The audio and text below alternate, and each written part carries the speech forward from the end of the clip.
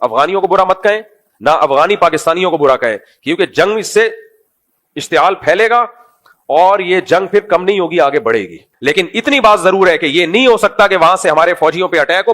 3-4 دن پہلے 25 فوجی 3 دن میں شہید ہوئے ہیں, اور ابھی بھی جھڑپیں, جو وہاں جو بارڈر پہ لوگ رہتے ہیں وہ بتاتے ہیں کہ فائرنگ چل رہی ہے دونوں طرف سے. تو یہ نہیں ہو سکتا کہ پہلے سلو کی بہت کوشش ہے, مفتی تقی عثمانی صاحب تک گئے ہیں افغانستان. بہت سے لوگ کہتے ہیں کہ فوج یا حکومت جو ہے سلو کی کوشش کیوں نہیں کرتی. بھائی سلو کی تمام کوششیں ناکام ہو چکی ہیں. ان کے سفیر کا بیان آیا, ہم نے روس کو شکست دے دی, ہم نے امریکہ کو شکست دے دی, تو پاکستان کیا ہے؟ یار آپ نے روس اور امریکہ کو شکست اس لیے دی تھی کہ پھر پاکستان کو تڑیاں دکھاؤ.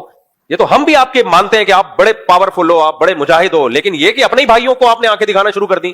سب سے زیادہ قربانیاں جب انہوں نے روس اور امریکہ کو شکست دی ہے تو کس کی قربانیاں افغانستان کے بعد سب سے زیادہ قربانیاں کس کی ہیں؟ پاکستان کی. کوئٹہ میں, پشاور میں کوئی ایک خاندان بھی ایسا نہیں ہے جس خاندان کا کوئی کم از کم ایک نہ ایک فرد اس لڑائی میں شہید نہ ہوا ہو. اتنی قربانیاں. آج کوئٹہ جاؤ, ہر خاندان میں ایک نہ ایک فرد جی جوان آدمی وہ شہید ہوا. کہاں؟ افغانستان میں, لڑنے گیا ہوا تھا طالبان کے لیے.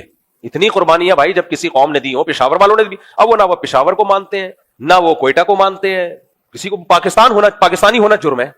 زبان بھی ہے کہ کوئٹہ اور پشاور والوں کی پشتو ہے نا, وہ بھی پشتو بول رہے ہیں, زبان بھی ہے کہ, لیکن پاکستانی ہے تو کہہ رہے ہیں جاؤ ایسی کی تیسی.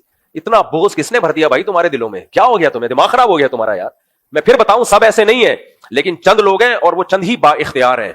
تو اس لیے ہمارا کام یہ ہے کہ ہم نفرت نہ بڑھائیں. ہم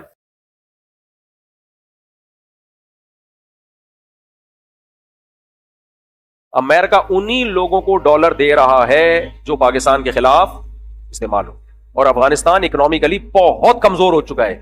کہ ہمارے کچھ مولوی بیچارے سادہ ہیں, وہ کہہ رہے ہوتے ہیں کہ نہیں بڑا اسٹرانگ, صرف ایمانداری سے ملک اکنامکلی ترقی نہیں کرتے, اس کے لیے کچھ کرنا بھی پڑتا ہے. امپورٹ ایکسپورٹ پر تو پابندی لگی ہوئی ہے, جب تک ایکسپورٹ نہیں ہوگی ملک میں پیسہ کہاں سے آئے گا, ڈالر کہاں سے آئے گا؟ تو ابھی ڈالر ان کے پاس اسی طرح آ رہا ہے, امریکہ دے رہا ہے اور کہہ رہا ہے مارو گے پاکستانی فوج کو تو میں دوں گا.